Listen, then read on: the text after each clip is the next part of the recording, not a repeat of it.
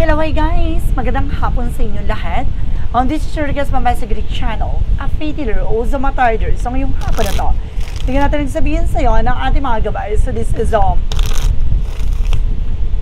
a weekly gabay for the month of April 15 hanggang April 21 for the sign of Gemini. So Gemini, welcome to my channel. Ano kayong messages, advices, and spirit guides ang ating masasaga for today's video? Ganun na kayang energy or kaganapan sa buhay ng mga Gemini ang ating mahagilap. So guys, this reading is a general reading lamang nila at makaka-resonate. Kunin lamang po ang makaka-relate sa inyo and comment down below kung kaninong energy ang ating nasagap. Pero don't forget to like and subscribe my channel and hit notification bell for more videos after kus maraming salamat po sa mga walang sawang pagsuporta sa aking channel.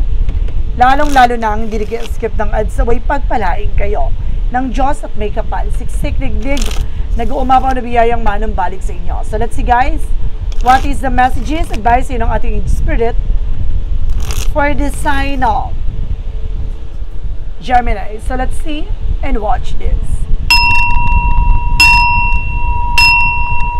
Ano kaya kaganapan sa buhay ng mga Gemini ang ating mga ginag? Tuklasin at bubulabugin natin. Aegis Spirit, please give me information po. Okay, this is something the Empress card for River na magkakaroon ka ng bagong simula, panibagong eksena, and if there's something fertility na maaaring magbuntis ka. There is an Ace of Wands for a new project, new plan. Dito papasok ang mga bagong proyekto, plano sa buhay mo. Magkakaroon ka ng bagong simula, and there's a Seven of Pentacles with a harvest moment, at magkaka-harvest ka rin dito at the end of the time. Naman yung mga bagay na hinihintay mo, yung mga bagay na gusto mo makuha at makakamit mo rin yan. Now, there's a Seven of Swords with the sneakiness, mag-ingat ka lang, there's a cheating lying on you. Na maraming taong nagsisinungaling, maraming taong niloloko ka, behind your back, kaya kailangan mag-ingat ka. And there's a Hermit card with the spiritual enlightenment. May mga bagay na magliliwanag siya about the spirituality. Na unti-unti mo matutuklasan lahat ng kahalagahan na dapat mong malaman. Na dapat mong maunawaan. So, let's see what is additional messages.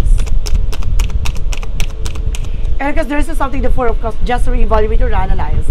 May mga bagay na kailangan pag-isipan, klaruhin, liwanagan, unawain. Unti-unti mo itong matutuklasan sa sarili mo. No? Basta kailangan mo muna nga pag-isipang mabuti. What is the Empress card? Represent with the Knight of Wands. So this is something guys with perseverance. So kailangan mo magtiyaga. Sa kung naman yung mga bagay na ginagawa mo, magpatuloy ka lang dyan.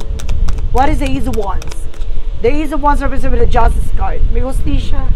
Ano man yung mga bagay na hinihintay mo, may mga bagay na gusto ka marating, huwag ka mag-alala, makakamit mo yan. Matatagpuan mo yan at makukuha mo yan. No, makukuha mo yung hustisya, makukuha mo yung mga bagay na karapat-dapat para sa'yo. So let's see what is the Seven of Pentacles. Represent with the Knight of Pentacles. There's a blossoming, maaring lalago, lalakas ang iyong finances. Na maaaring kumbaga magdala sa ito ng bago simula. No, talaga magiging masagana ang pamumuhay mo dito. No, you have a potential for abundance. No, magiging masagana ang pamumuhay mo. What is additional messages with the Seven of Swords? Represent with the Ten of Swords. No, there's something long term. Mag-ingat ka ha. No, magkaroon ka ng seguridad pagdating sa finances kasi meron ako dito nakita na lulukohin ka. No? And there's a Hermit card. Represent with the Tower moment. There's something a major changes. Malaking pagbabago rin magaganap pagdating sa finances mo. Know how to manage and control. Matuto ka. Napangalagaan mo. What is the Four of Cups? Represent with the Knight of Swords. There's a success driver. Na may mga bagay na magtatagumpay ka talaga dito. May mga bagay na pagtatagumpayan mo na. No? So let's see what is additional messages for Empress card because the Knight of Wands. Represent with the High Priestess. There's something a mystery. Maraming misteryo dito sa likod dito. Unti-unti mo na matutuklasan at lahat ng mga bagay na meron dito ay maaaring malaman mo na. What is the Ace of Wands that requires the Justice card? Represent with the Six of Wands. So there's a victory is yours. Na magtatagumpay ka talaga dito. Lahat ng mga bagay malalaman mo na. Na lahat ng mga bagay matutuklasan mo na. Lahat ng mga bagay makakamit mo na. No? So let's see what is additional messages. What is the Seven of Pentacles and the Knight of Pentacles? There's an Ace of Cups. No, hindi lang tungkol sa finance, tungkol dito to sa pag-ibig. No, maaaring makilala mo na, matagpuan mo na yung para sa'yo, na malalaman mo na ang kahalagahan ng sarili mo. No? Kumbaga magiging masaya ka na, kumbaga magmamahal ka na muli. No? Let's see what is the Seven of Swords, that Ten of Pentacles. The Seven of Swords and the Ten of Pentacles represent with the Queen of Cups. Emotional healing. Maging kalmado, ha? Huwag kang agresibo. Baka diyan ka maputulan ng eksena. No? Lalo ka magkamali. Maraming sikreto na nasa likod nito. Kailangan matuto kang kumalma. What is the Hermit card? Because the Tower moment. Represent with the Knight of Swords. Nagkakaroon ka ng anxiety, sleepless nights. No, dahil nag-overthink ka. Parang feeling mo lahat ng bagay na nangyari sa iyo parang nasisira na. Na parang gumuguho na. Na magtiwala ka with God. What is the Four of Cups? Because the Knight of Swords. Represent with the Wheel of Fortune. Magiging maganda rin ang ikot ng kapalaran sa iyo. No, huwag kang mag-aalala. No? Kailangan mo lang talagang pag-isipan, klaruhin, liwanagin lahat ng bagay. Dahil naman yung mga bagay na pinagpupursigihan mo at pinaglalaanan mo ng panahon at oras mo ay maaaring umikot ang kapalaran at bumabor sa iyo. And there's a Queen of Wands, by confident, lakas ang loob mo, maging matapang ka, no? Maging palaban ka dito. So there's something, the Three of Cups, something celebration. No, hindi ka rin makakaranas sa mga selebrasyon. No, magiging maganda na rin ang ikot ng kapalaran sa iyo. Makakamit mo na ang tagumpay dito, makakamit mo na yung mga bagay na gusto mo makamit. No? Basta naniniwala ka sa sarili mo. No? At magkakaroon ka dito guys ng mga kumbaga collaboration, socialize. No? Maaaring magtagumpay ka talaga. No? Magkakaroon dito ng something, a victory. And because there's something guys with an justisya. No? The justice will be served. So let's see what is additional messages tayo. Pagdating naman tayo with the Seven of Pentacles and the Knight of Pentacles and the Ace of Cups. Represent with the Knight of Pentacles security. Na maging secure ka ngayon pagdating sa finances. Na matuto ka pangalagaan at proteksyonan hindi lang tungkol sa pera kundi tungkol sa relasyon. No? What is the Seven of Swords because the Ten of Pentacles and because the Queen of Cups? Represent with the King of Swords. Stop the pattern. Putulin mo yung mga bagay na hindi nakakatulong sa'yo. No? Yung mga bagay na makakapagpa-distract sa isip at sa sitwasyon mo. No? What is the initial messages? There's a pay of makinig ka sa intuitions mo. Ibig sabihin dito guys, may gumagabay sa'yo. No? Makinig ka sa gut feeling mo, makinig ka sa vibrations mo. May mga napipredict ka dito guys. No? Some of you may astral travel. No, dinadala ka ng ating universe, ng ating Panginoon, ng ating gabay, no, sa posibilidad na mangyari at maganap sa buhay mo. Matuto ka maghintay, magtiwala, no, at maniwala sa ating pong may kapal. There's a Six of Swords with the transition at aalisin ka dyan sa sitwasyon na kinagagalawan mo. No, yung parang pili mo hindi ka na makakabangon, pili mo hanggang dyan na lang, no. Hindi mo pa alam kung paano ka lalaruin ang eksena. So guys, let's see what is additional messages for finances and career. So let's see and watch this. Finances and career represent what? There's a death card. Now, there's something an ending in your beginning. Na magkakaroon ng transformation pagdating sa finances mo or any resource of income, trabaho mo, magkakaroon ka na ng promotions. Some of you guys, no, matatapos ang kontrata mo at maaaring magkaroon ka ng renewal at panibagong eksena. No, maaaring tumaas yung salary mo. No, may mga bagay na wawakasan na yung kahinaan, no, ng iyong pagkakaperahan. Now, there's a judgment na mag-wake up call. No, gumising ka sa katotohanan na kailangan mo mag-pay attention sa lahat na nangyayari. No, magtiwala ka. And this is a star card for recovery and healing. No, wag ka mag-alala, may pag-asa ka pa na makabangon dyan. At mayroon ka pa ditong, kumbaga, himala na maaaring ibangon ka at iangat ka. No, there's a something of transformation, guys. Magtiwala ka. And there's a Three of Pentacles for collaboration, communicate clearly. Marami kontrata ako nakita dito. No, there's something contract. Let's see, there's an Eight of Wands with the fast communication and fast movement. Some of you guys, no, may trouble ako na nakita dito, guys. And may effort ako na nakita, guys. No, what is additional messages? And this is Seven of Wands, protection at pangalagaan mo yung sarili mo dito. No, pagdating sa finances, protektado ka naman daw ng ating gabay. Matuto ka lang kontrolin at maging wise, maging matalino, no? What is additional messages pagdating sa love life? Represent with the Queen of Pentacles, there's something good sense pagdating sa entrepreneur. How to manage and how to control your love life, na pangalagaan, protectionan mo ito. Some of you, business-minded ka. And there's a Queen of Swords with a clear the boundaries. Linisin mo yung mga bagay na makakasira sa inyo pagsasama, lalo-lalo na with the Ten of Swords, yung sumasabotahe sa iyo, yung mga taong hindi ka gusto, hindi ka tanggap. No, kailangan mo na yan linisin, alisin sa landasin mo. There's a decision that you need to make with the Two of Swords. Kailangan mo mag-decision dyan. Palayain mo yung sarili mo with the toxic and negativities. And there's a high fight for a lesson learned. Matuto ka na from the lessons. Now, some of you, meron ako nakita dito religious factor na maaaring gumagamit ang orasyon, no, para paghiwalayin kayo ng person mo. And there's the word card. Represent, guys, makakapag-travel na kayo, makakalipat na kayo ng ibang bansa. No, so let's see what is additional messages tayo pagdating naman tayo sa kalusugan mo. There's a Five of Swords, magkakaroon ng fair fight na magiging patas ang laban, magiging maganda ang kalusugan mo. No, may tatamat, may iayos mo yung sarili mo dito. There's a Two of Cups with a partnership. No, kumbaga matututunan mo na maging kalmado ang isip mo.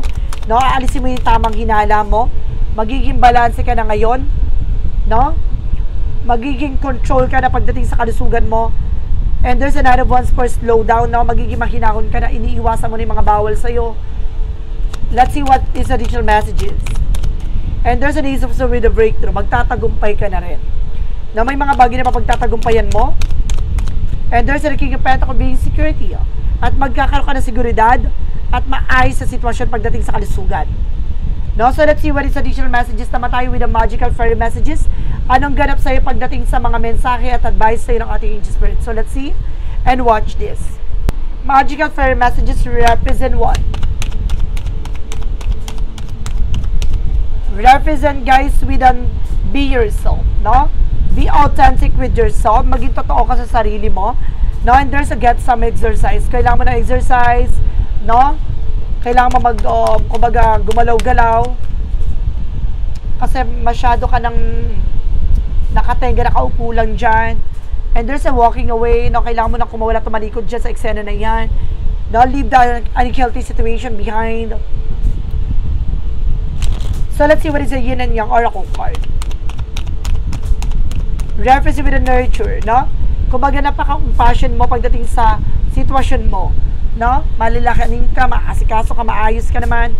And there's a masculine. Some of you guys are person masculine, or either you are also dealing with a masculine energy, or you are also masculine. And there's a self-care, no? Some of you guys, no, alagaan mo yung sarili mo, mahalin mo yung sarili mo.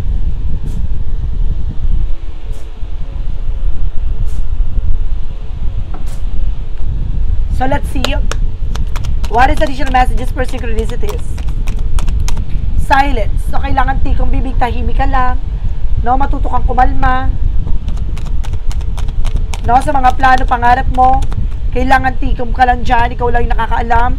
And this is something child. Some of you may mga anak na, natutukan mo yan, and there's something finder of the lost things. No, may mga bagay na hinahanap ka na nawala.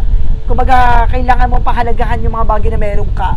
No, at makikita mo kung bakit nawawala yung mga bagay na o inaalis sa buhay mo. And this is something, guys, with a marriage. Some of you kasal, or some of you ikakasal. And there's something reconciliation. Meron talagang babalik from the past. No, magkakaroon ng reconcile, reunion, rebuilding. No, there's a music. Some of you makakatulong ang music sa'yo for healing energy. So let's see what is the money matter represent what.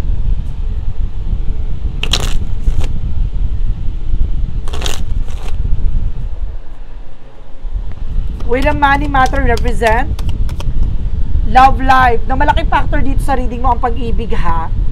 Oh my God, no? Konektado ang love life and career. Free from problem and money troubles, enjoy the passion of love. No, there's something, guys, with the past changes. No, bibilis ang takbo ng sitwasyon. Magbabago na lahat ng kaganapan sa buhay mo. No? And this is something, guys, na things happen suddenly in a short period of and a hurry. Na magmadali ka at bibilis ang takbo ng sitwasyon. What is an angel's number represent what? 04, slow down. Hinay-hinay, kalmado. Pay close attention to the people in your life now, your surroundings, and in your physical health. Don't freak out, it's just a warning. to be careful and awake, to avoid any further issues, to communicate clearly, and keep healthy boundaries. So see, kailangan alamin mo yung kalusugan mo, no? Alagaan mo. There's a part of the light, represent what? What is the part of the light, represent what? And there's an harmony. I open the truth that I am the image of God, and we did not realize that power to bring light into my life. I have transformed all the darkness within into the light by releasing complaints, anger, and hatred. Invite harmony into my being, embracing peace and balance in every moment. No, ibig sabihin dito guys, no, ano man yung mga bagay na pinagdadaanan mo, no, tanggapin mo na magkaroon ka ng kapayapaan, katahimikan, no, at bigyan mo ng magandang bukas or magandang pakiramdam yung sarili mo, no. Kumbaga hindi mo kailangan na labanan or makipag-away, no, o kailangan mong magalit ka sa sitwasyon. Hindi mo kailangan magalit, no. Ibig sabihin dito na kailangan mong surrender lahat, no? Magpasalamat ka at bigyan liwanag yung buhay mo na unti-unti mong baguhin yung part na akala mo hindi ka na makakabangon. Now, what is the shadow works represent what?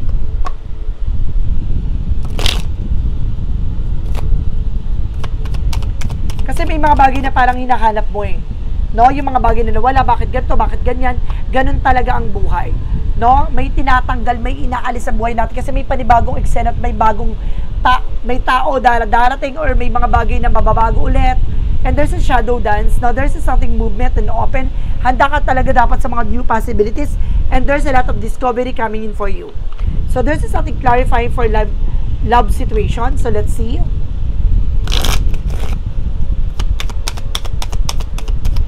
And of course, there's a something devotion bloom. So, see?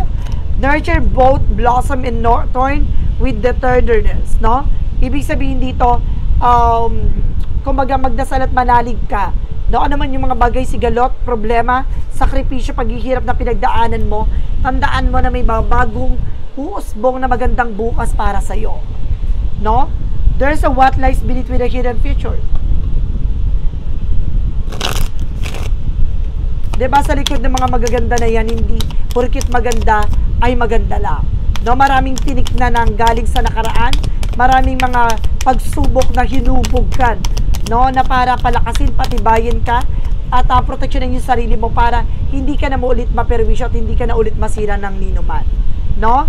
And there's a running away. So, kailangan mo ng pakawalan, umalis, tumalikod sa mga bagay na alam mong wala kang kasiguraduhan. No? And this is something love story once upon a time. So, some of you guys, no, meron ditong nangyari sa isang relasyon na akala mo yun na yun, pero bigla kayong pinaghiwalay at paaring pinaglayo ng tadhana dahil kumbaga hindi na makakabuti sa iyo ang isa't isa. No, and of course, some of you naman may babalik from the past, no, para simulan at of course i-continue, no, yung nasirang pag-iibigan. And there's a clarifying for life situation. Let's see. Then of course, mag-ready na kayo guys sa questions nyo. With a pick a card, yes or no, ha? May tatlo tayong kasagutan dyan with a number 1, with a number 2, and a number 3. Pumili kayo doon. Sa kung ano yung tanong nyo, yun ang magsisilbing kasagutan. Let's see you for clarifying for life situations. Ang dami kasing baraha.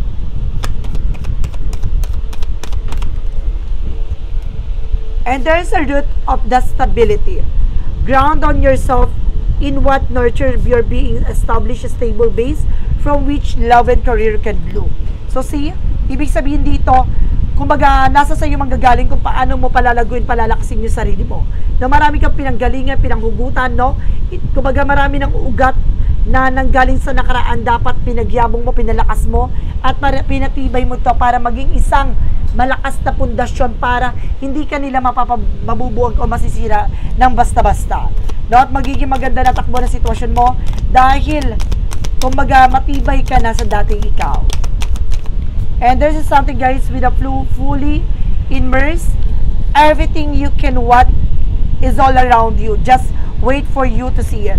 No, yung mga bagay na na gusto mo yung mga bagay na para sa iyo ay nasa paligid mo lang, no? Intayin mo yung mga bagay na makita mo, no? Ang kahulugan na nilalaman nito. Doon mo makikita na, kaya pala to dinala sa akin kasi ito yung bagay na para sa akin. Ganon. Huwag mong tignan yung mga bagay na inaalis sa'yo. Tignan mo yung mga bagay na binibigay sa'yo. And this is something yes or no, pick a card, yes or no question. So, let's proceed na tayo, guys. Nakapag-isip na kayo ng question mo, let's proceed with the number 1. With the number 1, represent with the no. Learn from experiences, always no longer worth. No, matuto ka na sa mga bagay na napagdaanan mo. No, wag ka na ulit bumalik sa nakaraan na nagsilbing, kumbaga, pagkakamali mo. What is additional messages? And this is something, yes, hot opportunities, pride up, burning desires fulfill. No? Marami pang oportunidad na darating sa iyo at mas maganda at mas pasabog. No? At sinasabi sa dito, lahat ng mga bagay hangarin mo, makakamit mo to. And there's a no again. Losing part of yourself, missing pieces gone away. No, may mga part na inaalis at tinatanggal talaga sa buhay mo. Kumbaga ganun talaga na kailangan mo munang makita ang kahalagahan ng mga bagay na inaalis bago mo malaman kung bakit tinanggal to, no? At bakit mahalaga to sa iyo. No, hindi mo naman makikita isang bagay hangga't hindi tinatanggal at inaalis eh. No? Hindi mo ma-appreciate yung bagay na yon. So kailangan mo munang harapin at kailangan mong tanggapin na hindi para sa iyo mga bagay na yon. So guys, this is a weekly gabay for the month of April 15 hanggang April 21 for the sign of Gemini. So Gemini, maraming salamat for this wonderful reading. So once again, this reading is a general reading lamang nila at makaka-resonate. Kunin lamang po ang makaka-relate sa inyo and comment down below kung kaninong energy ang ating nasagap. Because don't forget to like and subscribe my channel and hit the notification bell for more videos. Because maraming salamat po sa mga walang sawang pagsuporta sa aking channel. Lalong-lalo na ang dirigi-skip ng adsaway pagpalain kayo ng Diyos at may kapal. Siksik, liglig na gumawa po na biyayang manong balik sa inyo at maraming salamat po sa next video. Bye-bye and babush!